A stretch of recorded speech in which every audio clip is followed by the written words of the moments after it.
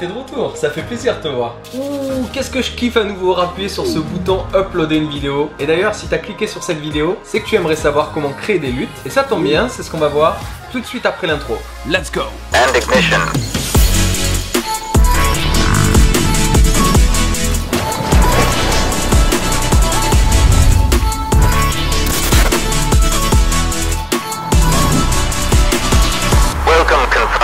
Salut, c'est Steph, j'espère que t'es une patate de fou furieux. Aujourd'hui on va parler étalonnage, donc color grading, et plus précisément des LUT. Si tu viens d'atterrir sur ma chaîne, abonne-toi en cliquant sur le bouton ci-dessous. Ici on va parler de photos, vidéos, filmmaking. Clique également sur la cloche pour recevoir les notifications de toutes mes dernières vidéos. Alors qu'est-ce qu'un LUT? Un LUT, donc en anglais Lookup Table, table de correspondance en français, c'est une suite de nombres qui sont à l'intérieur d'un fichier et qui contient tout un tas d'informations, notamment au niveau des couleurs. Pour faire encore plus simple, on pourrait définir ça comme un filtre ou un preset qu'on applique sur sa vidéo. Mais c'est pas aussi simple que ça en fait.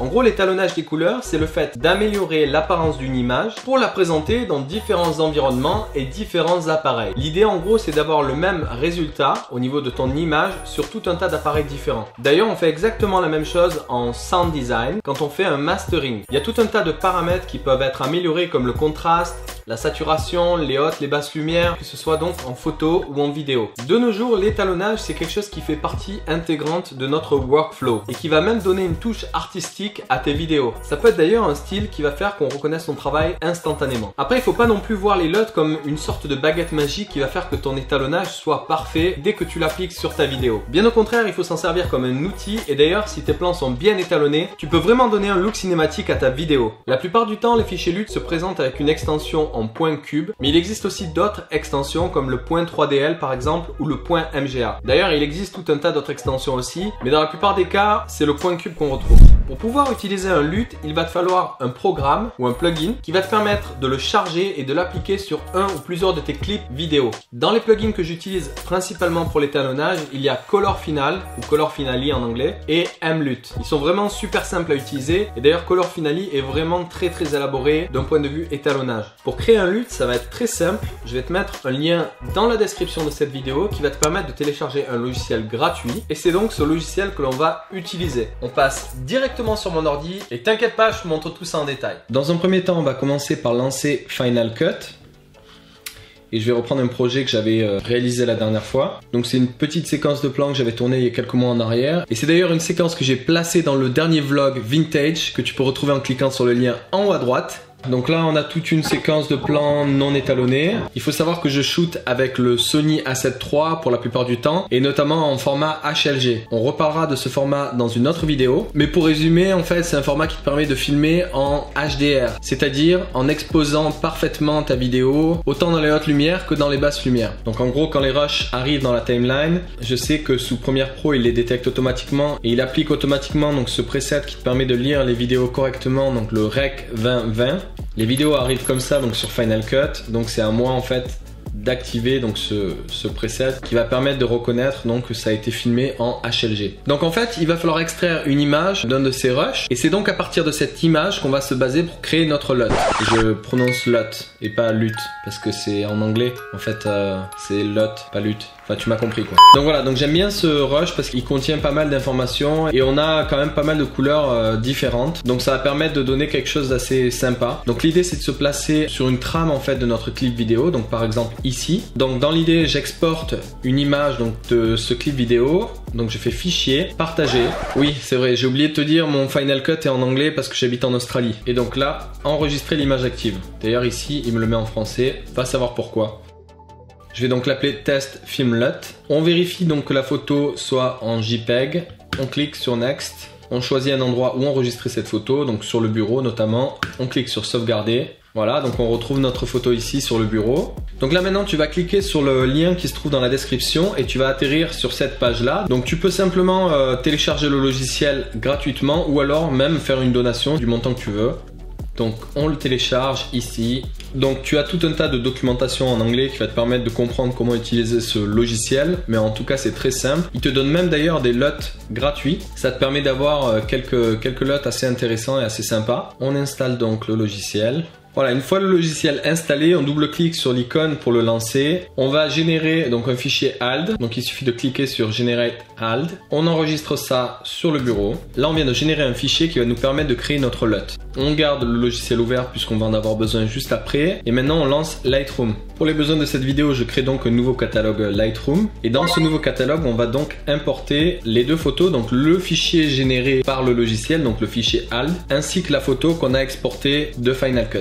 Donc fichier importer des photos et des vidéos. On clique sur importer. Ok, donc on se retrouve avec nos deux fichiers dans Lightroom. Maintenant, on va passer dans la partie développement et on va commencer à travailler sur notre photo. Le but de cette manip, c'est donc de créer une retouche qui va nous plaire et que l'on va pouvoir transférer sur nos vidéos. C'est parti, donc on commence à développer notre photo.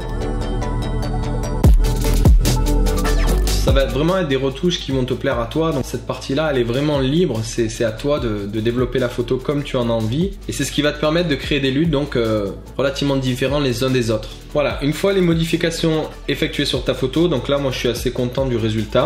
Il est important de préciser qu'un LUT ne peut être affecté uniquement sur les effets principaux, notamment les couleurs, le contraste, la luminosité, les gammas. Donc tout ce qui va être lié au grain, à la netteté, à la correction de l'objectif ou tout autre effet dynamique. On va désactiver tout ça parce que dans tous les cas, ça ne sera pas pris en compte dans le fichier final. D'ailleurs, il se peut que ça crée des problèmes sur le fichier si tu laisses certaines de ces options activées.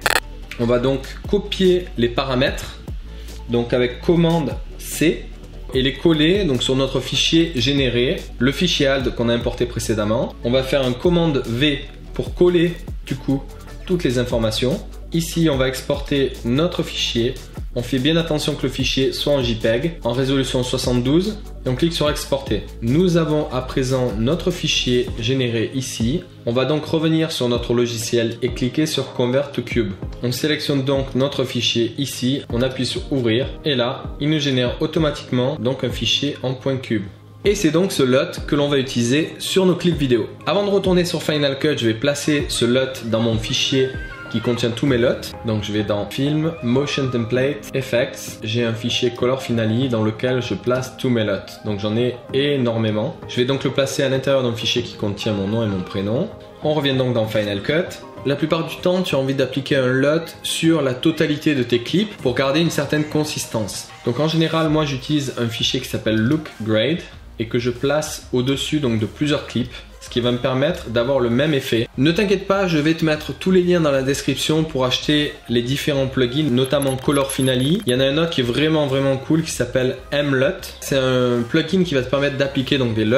C'est Motion VFX qui crée ça. Si tu souhaites acheter différents plugins, ils ont tout un tas de trucs qui déchirent. Mais tu as aussi tout un tas de transitions. Enfin, ils font vraiment des produits excellents. Je te recommande très vivement leurs produits. Je rappelle que cette vidéo n'est sponsorisée par aucune marque de plugins. Ce sont simplement des plugins que j'affectionne et que j'utilise donc sur mes vidéos. Un truc que j'adore, c'est qu'en survolant donc un des effets, tu peux voir le rendu directement et ça claque. L'avantage, c'est qu'il y en a tout un tas sur leur site qui sont gratuits. Donc par exemple, celui-là est gratuit. Tu peux aller le télécharger directement. Donc voilà, t'iras voir tout ça donc dans la description et n'hésite pas à me dire ce que tu en penses dans les commentaires. J'aimerais bien donc avoir ton avis. Si tu as eu l'occasion de tester certains de ces plugins et que tu adores, n'hésite pas à me le dire dans les commentaires. On va utiliser donc ce plugin MLUT. Donc voilà, je fais glisser le plugin MLUT sur mon fichier Look Grade ici, qui va me permettre d'aller récupérer donc le fichier .cube que l'on a créé tout à l'heure dans notre LUT. On clique ici sur MLUT Presets. On clique à nouveau sur importer. Là, on va directement dans le fichier où se trouve donc le LUT que l'on a créé. Importer. Moi, j'ai créé un dossier ici avec mon nom et mon prénom. Donc, je vais l'importer dans ce dossier-là. Importer. C'est parti. On a bien donc notre effet qui apparaît à l'écran. Je clique sur le LUT pour l'appliquer. On clique sur OK. Et boum, on se retrouve avec un super LUT appliqué sur notre clip. Si j'appuie sur la touche V de Final Cut, c'est pour désactiver l'effet. Donc, avant, après.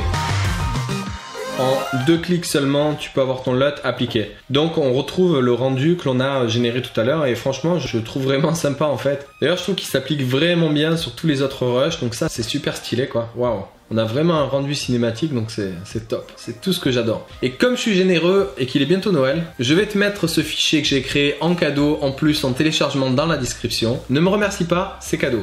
On a utilisé le plugin MLUT. Je vais faire la même manipulation maintenant avec Color Finale. Donc on fait glisser notre plugin Color Finale Pro sur la barre d'effets qui se trouve au-dessus de nos clips. Donc c'est très simple avec Color Finale. Tu as donc la partie Color Management ici et on va venir importer donc notre LUT qui se trouve aussi dans le dossier qu'on a créé. Importer. Donc là, il nous applique notre LUT. On peut jouer sur l'opacité de notre LUT ici. Donc voilà, Color Finale, c'est génial parce que tu as tout un tas de paramètres ici, notamment le contraste, la balance des blancs, température de couleur, donc la teinte, saturation, etc. qui vont te permettre donc d'étalonner tes clips et donc de leur donner la couleur que tu souhaites. Ce qui est vraiment génial avec Color Finale, c'est que tu peux utiliser tout un tas d'outils qui vont te permettre donc d'étalonner correctement ta vidéo avant de lui appliquer un LUT. Donc là par exemple tu vois j'ai ajouté des courbes ici, mais on peut également corriger par tranche de couleur, donc ce qui est génial. Donc par exemple on va se placer sur les jaunes, donc comme tu peux le voir on corrige uniquement les jaunes. Tu as également donc toutes les roues de contraste et de couleur, que ce soit dans les hautes lumières, les basses lumières ou les tons moyens.